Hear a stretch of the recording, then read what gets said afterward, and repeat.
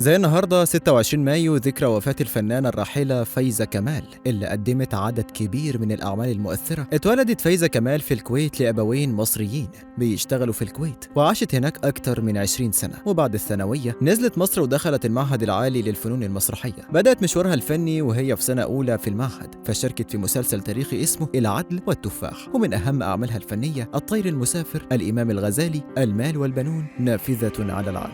اتجوزت فايزة كمال من المسرحي مراد منير، وأنجبت منه ابنان هما يوسف وليلى. وكان في حالة من الجدل بخصوص ديانة المخرج مراد منير، فكان معروف إنه مسيحي وفايزة كمال مسلمة. لكن الفنانة ماجدة منير أخت المخرج المسرحي حسمت الجدل وقالت في لقاء أخي أسلم، واتجوز الفنانة فايزة وأولادهم مسلمين. كمان المخرج مراد منير قال إنه أسلم قبل جوازه ب 15 سنة. اتعرضت الفنانة فايزة كمال فجأة لأزمة صحية واتنقلت بسببها للعناية المركزة في مستشفى القصر العيني. والمفاجأة كانت إنه بعد خضوعها لعدد من الفحوصات والأشعة اتضحت إصابتها بسرطان الكبد، واللي كان السبب في وفاتها يوم 26 مايو 2014. وبعد وفاتها حب جوزها المخرج مراد منير إنه يذكر صفاتها الطيبة، فكتب بعد وفاتها على حسابه على تطبيق إكس قصتها مع منتج ثري عرض عليها مبلغ مالي كبير وشقة فخمة مقابل إنها تتنازل عن مبادئها وتخون جوزها، لكنها رفضت ورمت مفتاح الشقة في وش المنتج. قول لنا إيه أكتر عمل فني شفته بتحبه للفنانة الراحلة فايزة كمال؟